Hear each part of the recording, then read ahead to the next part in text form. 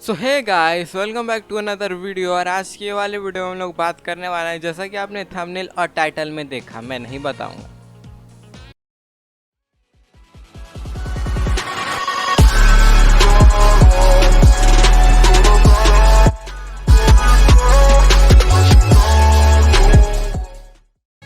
Sorry, मजाक था। आज की वाली वीडियो हम लोग बात करने वाले हैं बेब्लेड मेटल फ्यूजन के बारे में।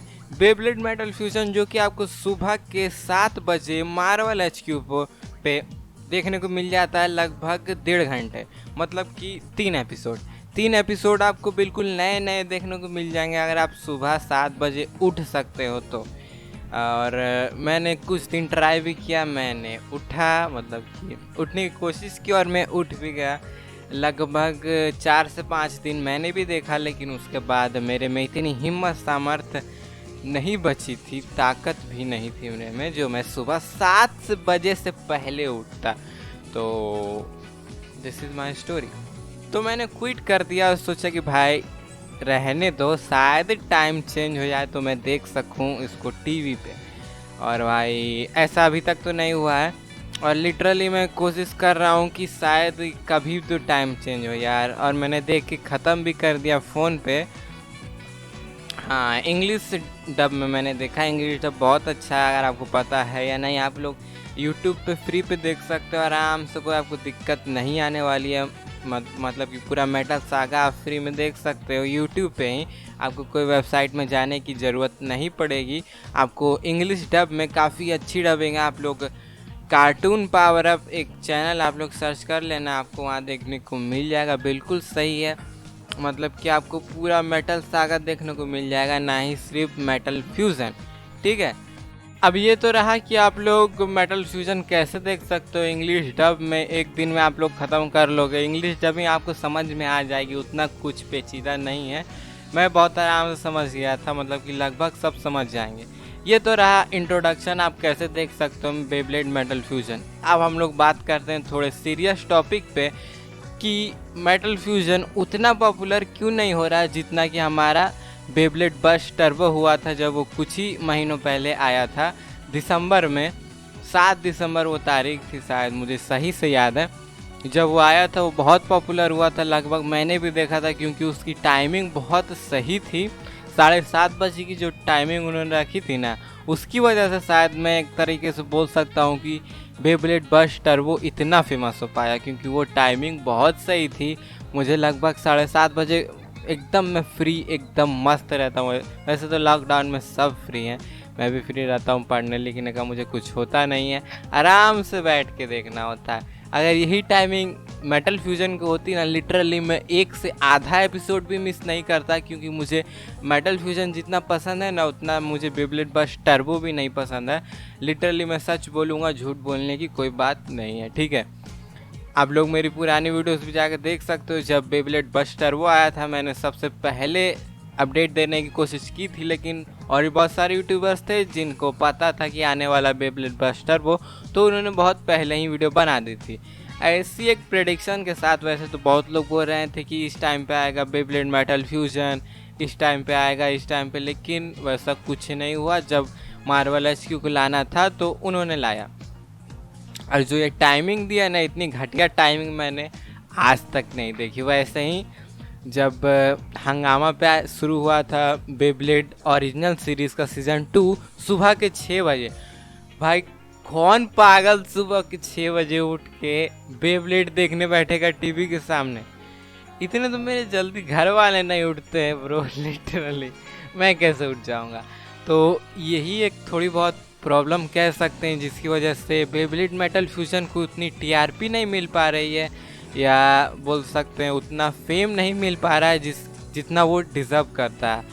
और अगर स्टोरी लाइन की बात करें तो भाई बेब्लेड मेटल सागा की जितनी अच्छी स्टोरी लाइन है, मैं आपको एक सिंपल फॉर्म में बता देना चाहता हूँ, सिंपल वर्ड में, उतनी अच्छी स्टोरी लाइन ना ही ओरिजिनल वाले की है। बस्ट वाले को तो छोड़े दो, उसमें तो उतनी सही स्टोरी लाइन कभी हो भी नहीं सकती है।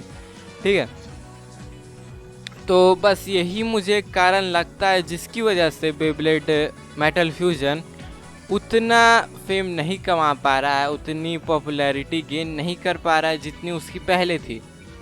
लिटरली मैं देखा करता था पहले, जब मैं बचपन में मैंने बहुत सारे शोज देखे। लिटरली मैं गिनवाने बैठ जाऊंगा तो ऐसे ही वीडियो 10 मिनट के ऊपर की हो जाएगी, ठीक है।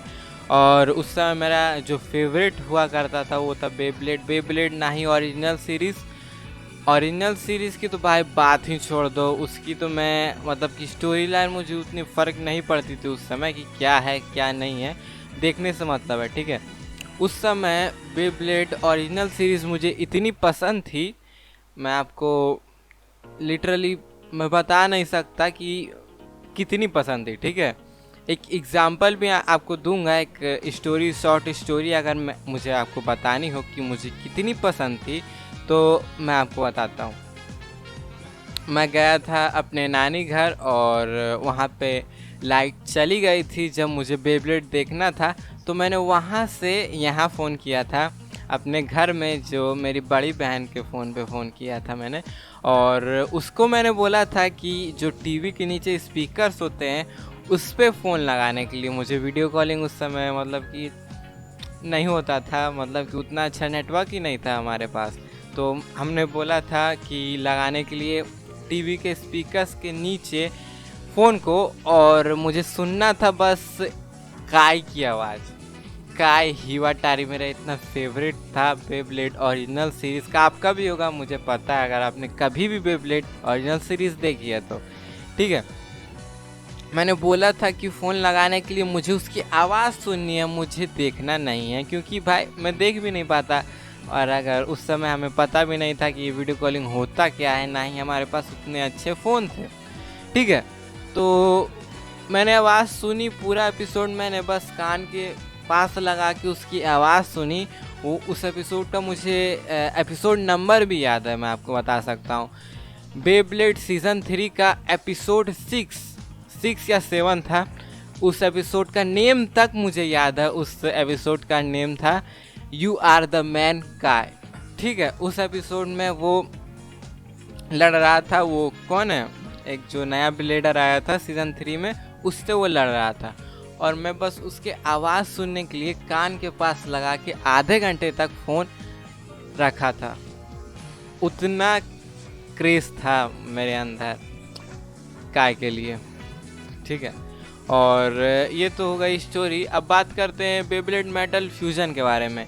बेब्लेड मेटल फ्यूज़न लाजवाब है, इसमें कोई शक की बात नहीं है कि स्टोरी लाइन में उसको बीट करना लगभग दोनों बेब्लेड सीरीज़ के लिए नामुमकिन है, ठीक है। दोनों के बराबर वो काफ़ी अच्छा। और मेटल फ्यूरी में तो और, मेटल फ्यूरी में जब रायुगा डायब्लो नेमेसिस, उसका नाम है डियाब्लो नेमेसिस से जब रायुगा हारा था, उस एपिसोड से इतनी क्रेजीनेस बढ़ गई थी। जब लोग सोचते थे कि रायुगा को कोई नहीं हरा सकता है, तब डियाब्लो ने जब रायुगा को हराया था तो उस समय जो मेरा दिमाग घूम गया था। लिटरली मैंने कभी नहीं सोचा था कि जिंगा के अलावा और कोई रायुगा को हरा सकता है। रायुगा और एल ड्रैगो डिस्ट्रक्टर, उसका बेब्लेड, जब वो लोग लड़ते थे लिटरली मेरे दिमाग में एक ही बात घूमती थी कि उसके सामने कोई भी हो। खुद जिंगा को उसने 2 बार हरा दिया है, जहाँ तक मुझे याद है। और एक ही बार जिंगा ने उसे हराया था जब एल ड्रैगो ने उसको ऊपर पोजेस कर लिया था, तभी उसको हराया जा सकता था। और तभी जिंगा ने उसे हराया था अपनी पूरी पावर की लिमिट तक जाके। और जब एल ड्रैगो को उसने कंट्रोल कर लिया था रायुगा ने, कोई ऐसा ब्लेडर था नहीं जो उसको कम्पीट कर पाए, लिटरली कोई नहीं। मैं आपको क्या बताऊँ, आपको तो जानते ही होंगे। एल ड्रैगो डिस्ट्रक्टर ऐसा बेब्लेड था जिसको हराने के लिए एड़ी से लेकर चोटी तक का भी अगर कोई बेब्लेडर जोर लगा देता था तब भी उसे नहीं हरा पाता था। रायुगा मेरा बहुत फेवरेट था और काय भी बहुत फेवरेट था भाई। उन दोनों की बात करूं तो मेरा चाइल्डहुड उन्हीं दोनों को वजह से मतलब कि इतना ऑसम रहा, ठीक है। और बस मुझे यही कहना था, लाइक ये वीडियो तो भाई स्टोरी हो गई। इतनी लंबी मैंने स्टोरी बता दी, आप लोग पक्का बोर हो गए होगे। मुझे सच बताऊं तो आप लोग पक्का बोर हो गए होगे और कितने ने तो वीडियो क्विट भी कर दिया होगा। और क्या ही बताऊं, बस मुझे इतना ही कहना था। अगर आप लोग देख सकते हो सुबह उठ के बेब्लेड मेटल फ्यूजन तो ज़रूर देखिएगा, और मैं भी कोशिश करूंगा कि सुबह उठ पाऊँ। वैसे अगर आपको देखना है तो मैंने एक तरीका तो बता ही दिया, अगर आप लोग इंग्लिश डब देखना चाहते हो तो। आज की वीडियो में इतना ही। वीडियो 10 मिनट से ज़्यादा की हो चुकी है। जय हिंद, जय भारत, वंदे मातरम, पीस आउट।